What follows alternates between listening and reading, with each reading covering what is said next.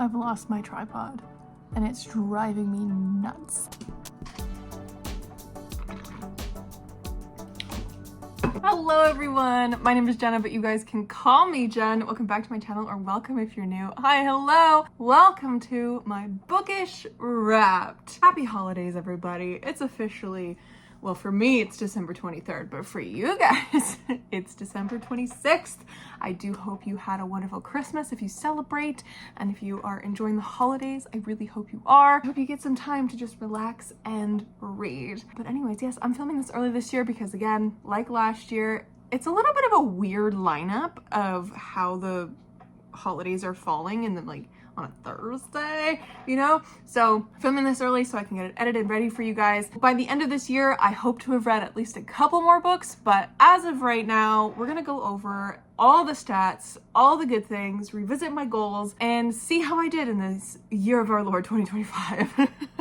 So first up, I read 105 books so far this year. I have read 105 books. My goal originally was 120, but I have like very little care in the world for reading goals. As soon as I hit 100 books, I'm like, yeah, everything else is gravy. Honestly, because like reading is reading. And as long as I'm reading something, I'm happy. So no, I didn't quite hit the 120, but I don't really mind. I did hit 100 books. I've hit 105. And there's no way I'm reading 15 books in the last few days of December.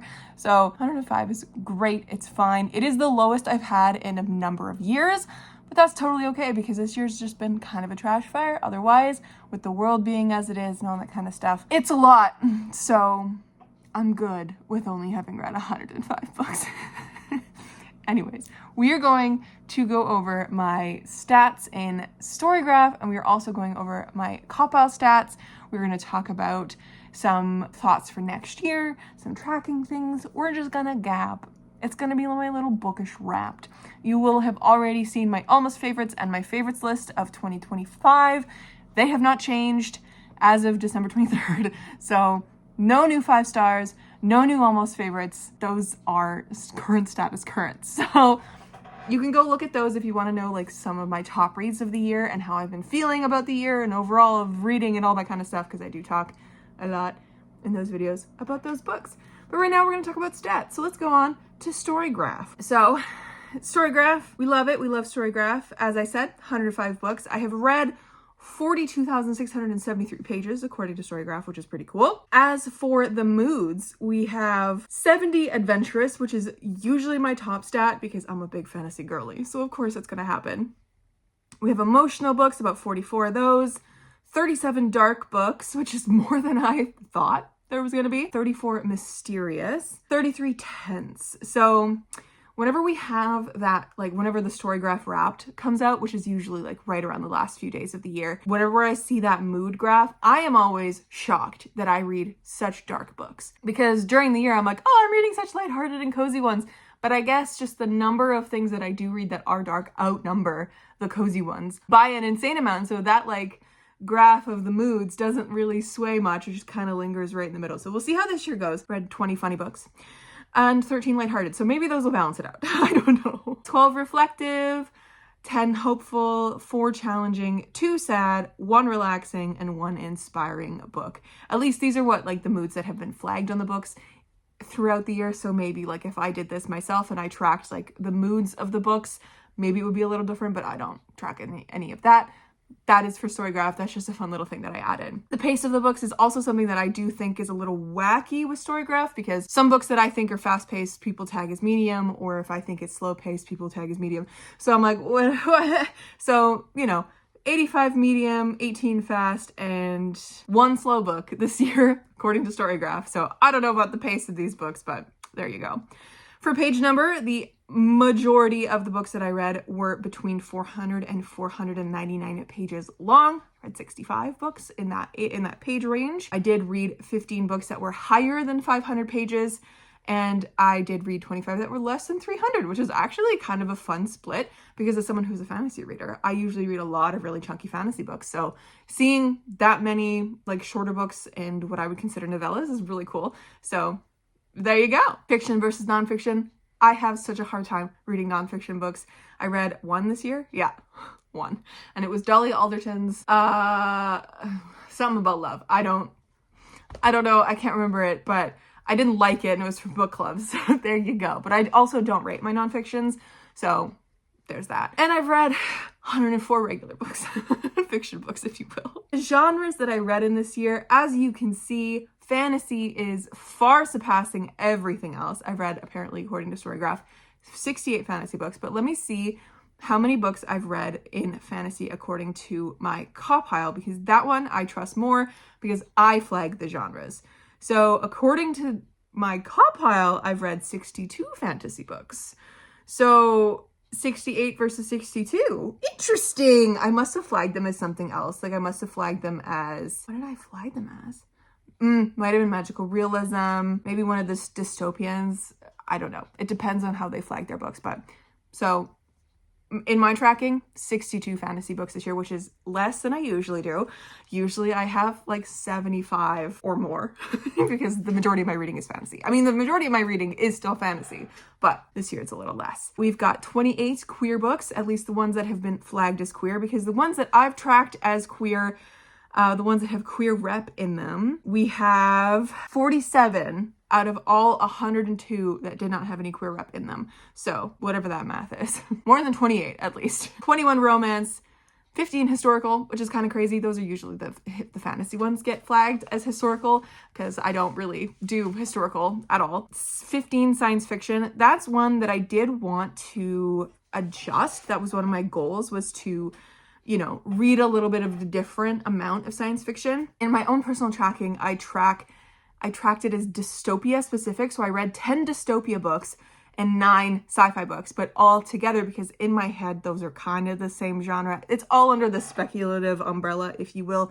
I've read 19. So last year, when I was setting out my goals for this year of reading, I believe, did I write them down anywhere? I feel like I did. I said, read more sci-fi. In 2024, I read 17 books, so I wanted to read more than that, and I technically did with 19. So I guess I did succeed in that one, but I would like to read even more. Like I would like to read 25 sci-fi books in 2026.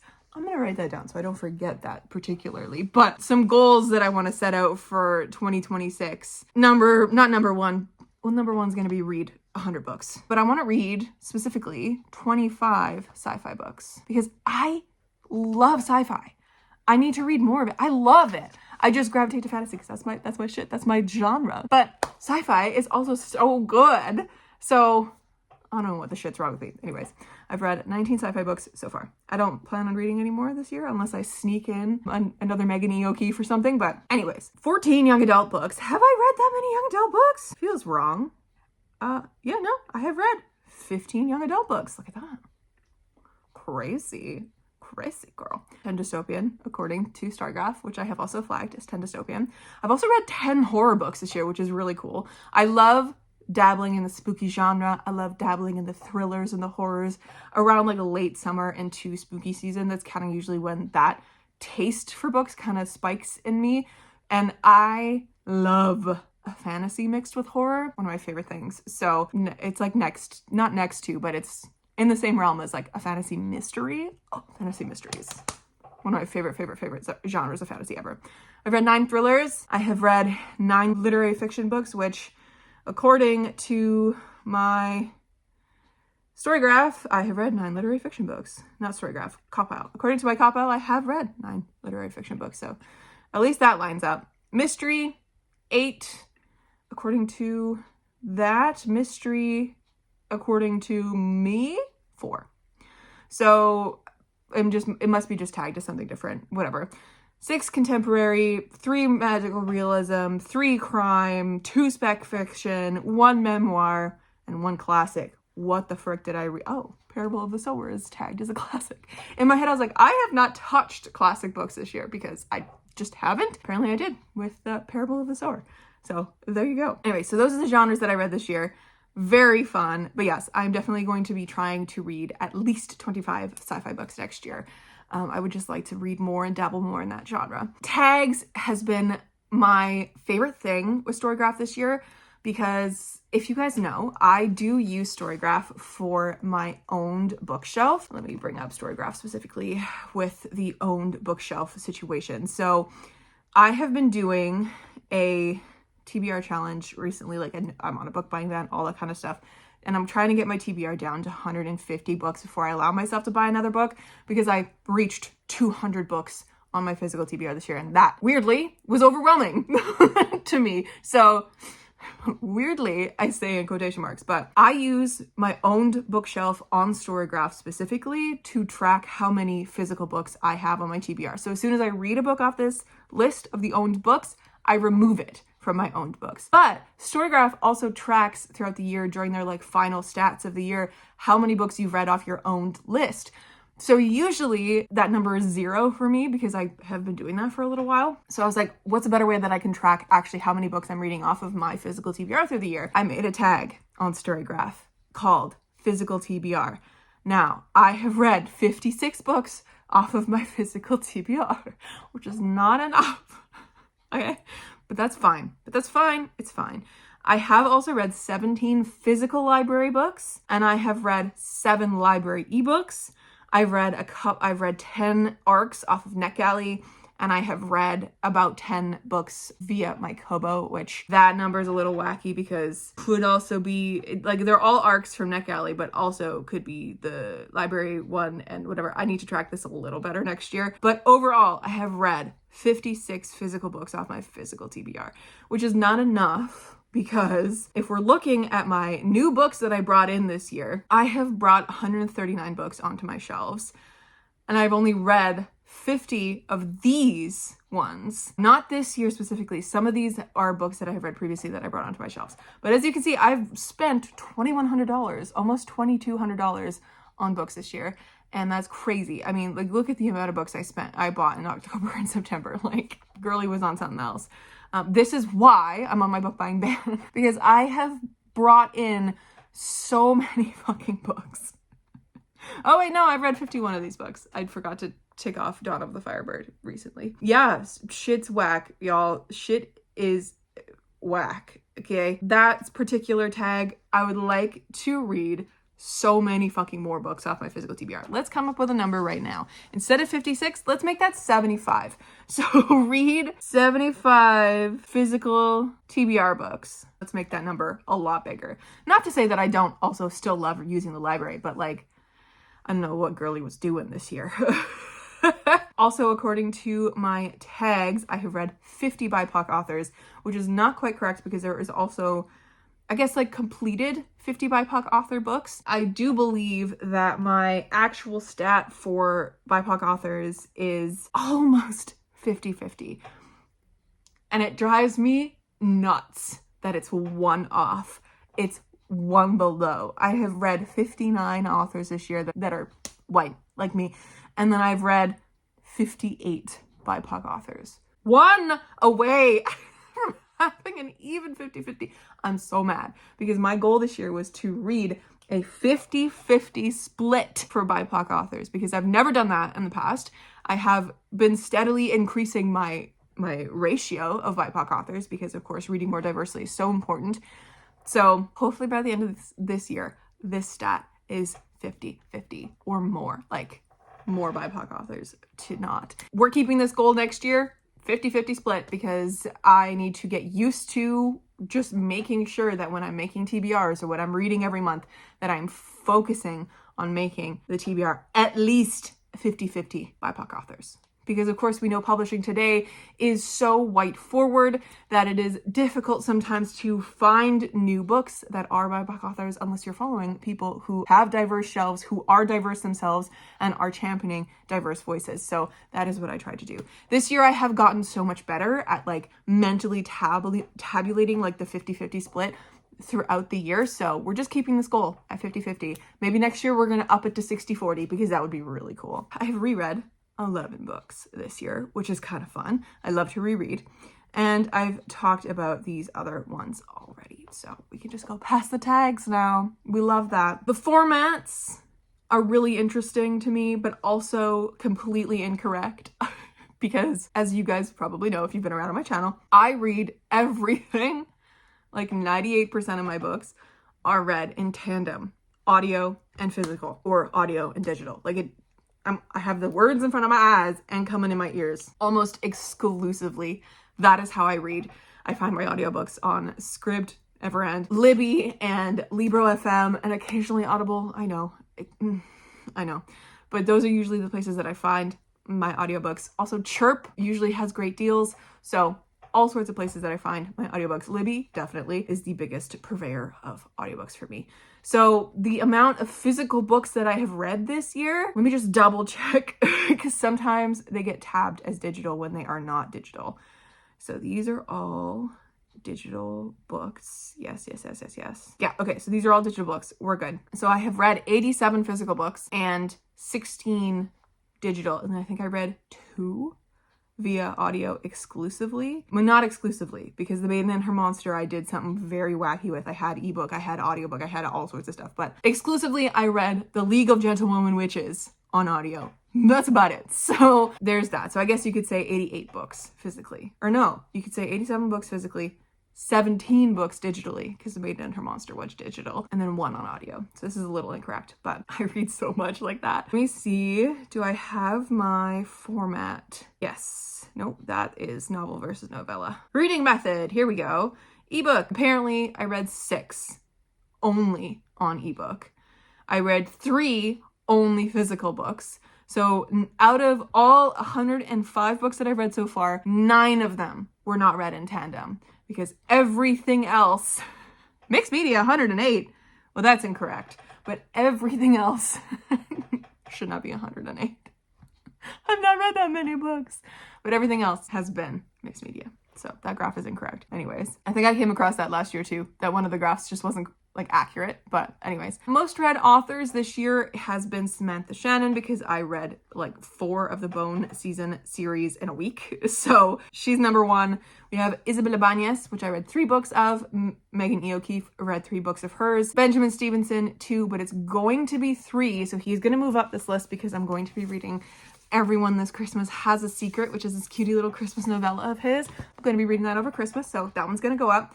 Chelsea Abdullah 2, Octavia E. Butler 2, Aiden Thomas 2, Nisha J. Tootley 2, Lucy Jane Wood 2, and Margaret Owen as well 2 books. So there's my list of most read authors of this year, which is kind of cool. Here's my like number of books and pages graph, which is just fun to just look at, because look at all those lines, wiggly lines. I have 104 reviews, which is weird because there should be 105. I don't know which one I missed, because I did just go in and fill in the last couple that I was missing today before this. But we have 11 5 stars, 17 4.5 stars, 26 4 stars, 18 3.5 stars, 13 3 stars, 13 2.5 stars, 2 2 stars, and 3 1.5 stars.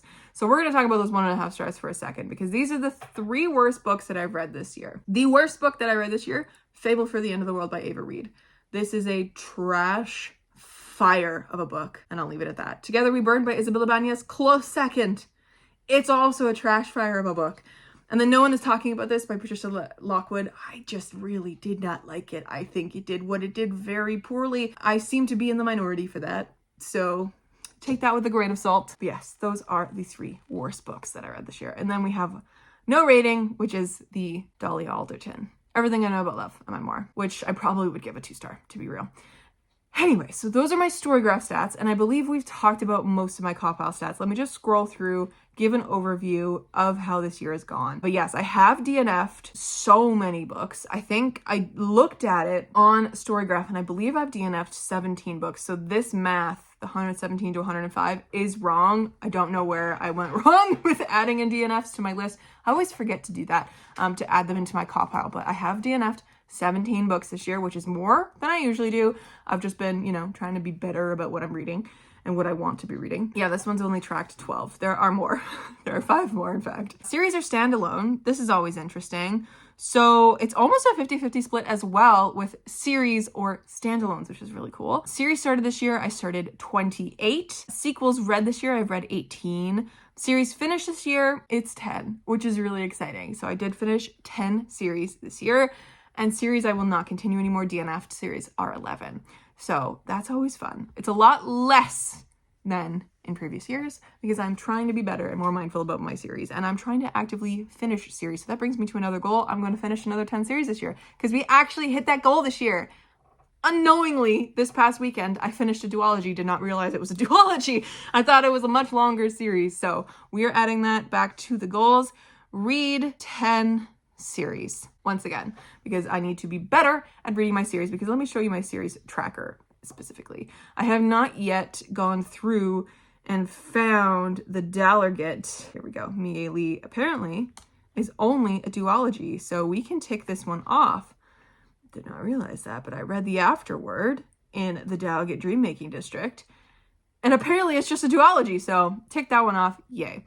So as for I've been keeping this series tracker for a number of years, and I did go back into my childhood brain to fill this out as best I could. There are definitely some missing, but this is the amount of series that I've read in my life, DNF'd in my life, and started and have ongoing in my life, you know?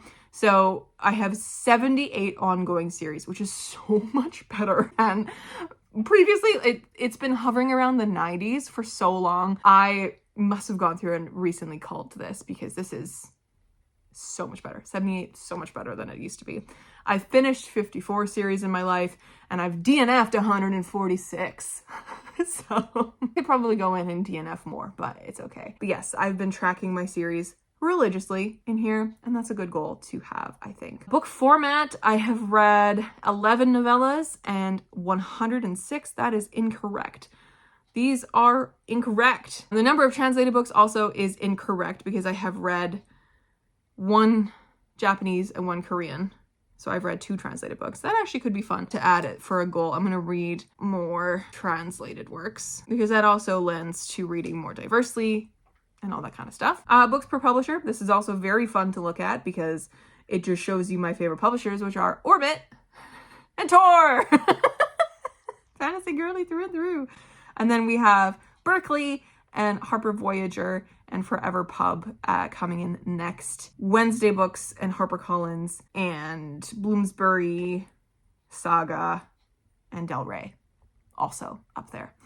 But we just have a whole bunch of books, whole bunch of different star ratings, whole bunch of different, actually not that many different publishing years. Well, no, we do. We have 2020, 2019, there's a 1976 in there. We got a lot of years that I read across. According to Copile, my average is 3.5, but according to Storygraph, my average rating is a 3.67 star, which is a little lower than previous years, but that's okay. I'm just being more critical with my reading. As we kind of talked about before, I've read that, yeah, these numbers are so off. I don't know why. That's crazy. I've read more adult books than I have read young adult books. Disability, I've read about 62 books that have been absent, 53 with, and then 2 of them just with the main character. But usually when I do present, I always mark if there's like more than just the main character, I will do present. Same with queer. I will, like if it's just the main character that is queer, which is very rare that it's only the one character that's queer, I will mark it as main character. But if it's other people, I will mark it as other people. So I'll just do present and I'll do multiple. And there have been about 47 absent as well. And then author, as we talked about, this breakdown pisses me off. It's almost exactly 50-50. It's 0.4% off, and it's driving me nuts. I've read a ton of books written by women, some written by men, and a couple written by non-binary people. I've read across the world. In some instances, I have American, I've got Filipino, New Zealand, Canadian, Japanese, Australian. I got Japanese here twice. Oops. Nigerian. I got Philippines here twice. Hong Kong, Korean, and British. The author wheel is always crazy. And then I've returned to 55 authors, and I've read brand new from 62. I don't know if the math is correct at all, but that, my friends, is the statistical breakdown of 2025 as a reading year, which has been pretty cool. I love that so much. I have mentioned, like I've shown you now in 2 separate places that I track my books. So I did want to just mention, if this is like the first time you're seeing me, I track my books in multiple ways. Copile is one of them. This is from G from Brook Roast. she does these cop-out spreadsheets. I don't believe she did one last year, so this one I just pulled from the year previous, which is why it has some of the similar problems from the previous year.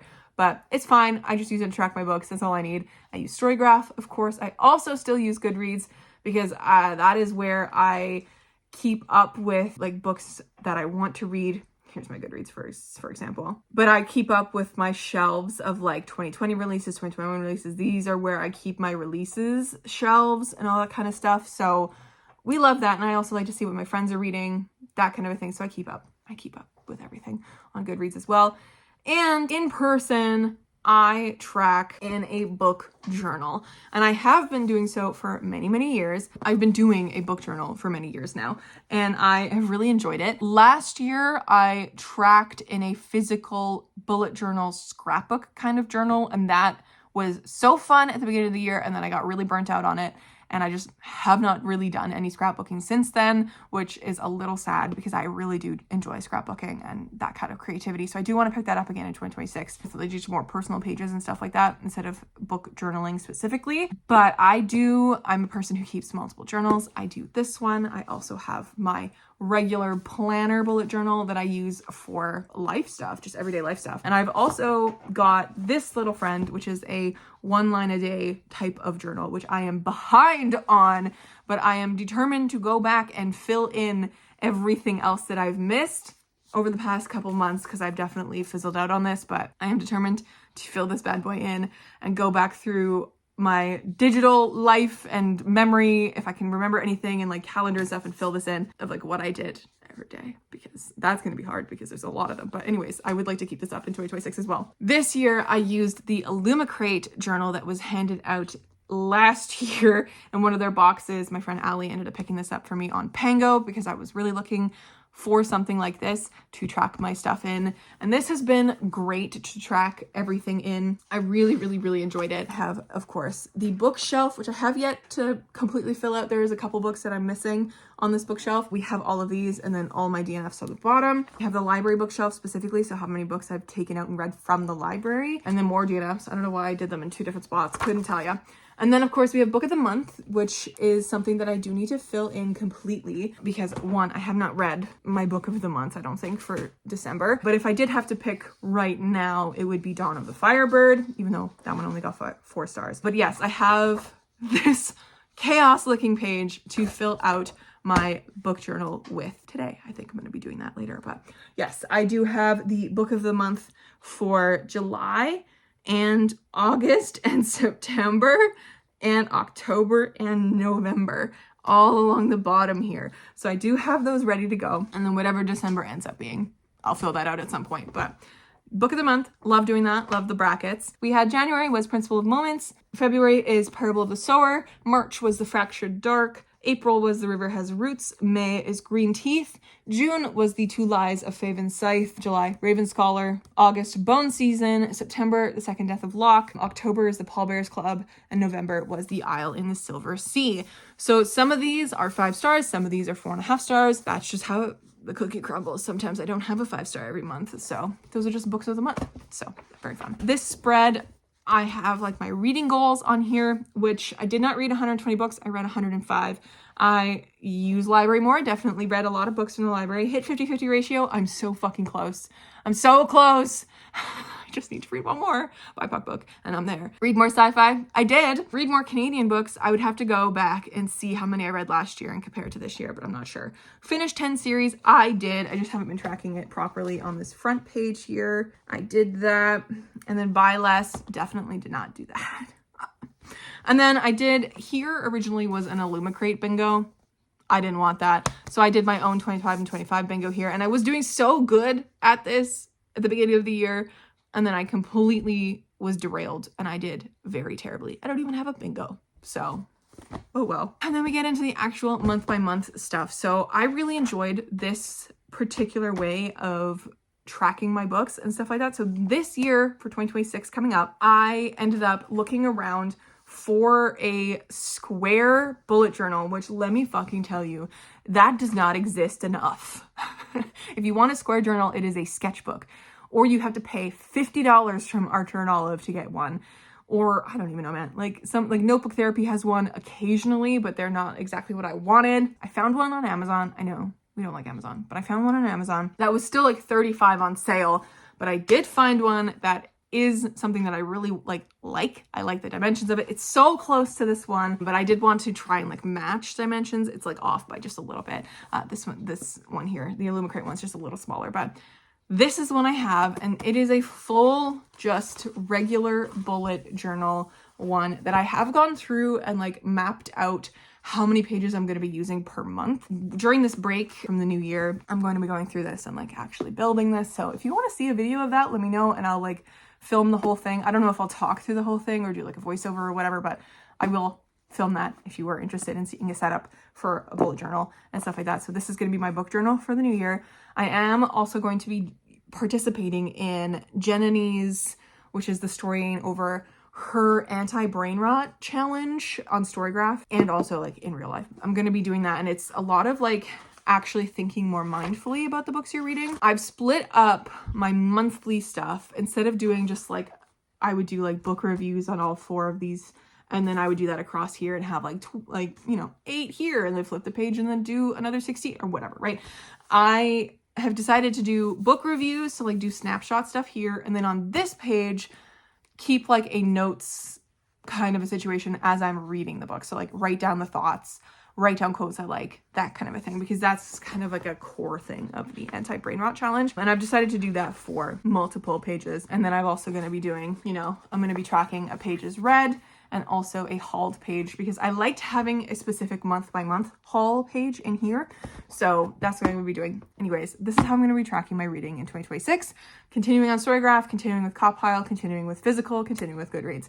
It's a lot, I know. I track my reading in so many fucking places, but I like it. And this is how I've been doing it for many years. And my little Virgo brain loves it.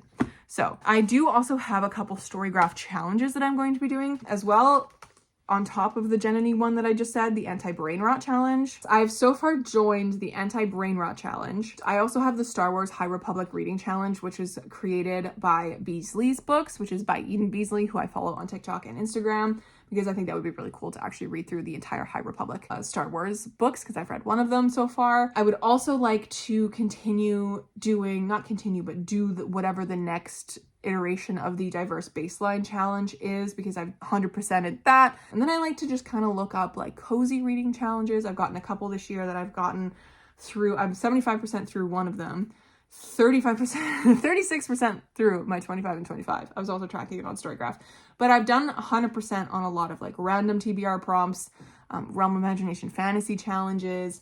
I've done a couple autumn reading challenges, that kind of thing. Like, I like those. I like finding them throughout the year to like see if I can pull interesting books off my TBR and also find more interesting books, because that's how I like to kind of discover different books and put them on my TBR. But I would also like to do the January Pages Challenge with Storygraph, because they do that every January. It's just essentially just like read at least a page a day every day in January and track it. So I think that's a good way to start my January, is by reading every day. So I'm definitely going to be joining that as well. But the goals that I'm going to go forward with in 2026, read 100 books. We're going to drop it back down to 100. That's just a nice number for me. I'm going to read 25 sci-fi books. I'm going to read 75 physical TBR books, read 10 series, finish 10 series, read more translated books. So literally just more than 2 will count. So there's that. And then read a 50-50 ratio on BIPOC books. I think I'm going to leave it there for reading goals this year, because I think reading more Canadian, reading more specific like that, I kind of get in the weeds with it. So like if I am focusing on a little bit more broader stuff like these,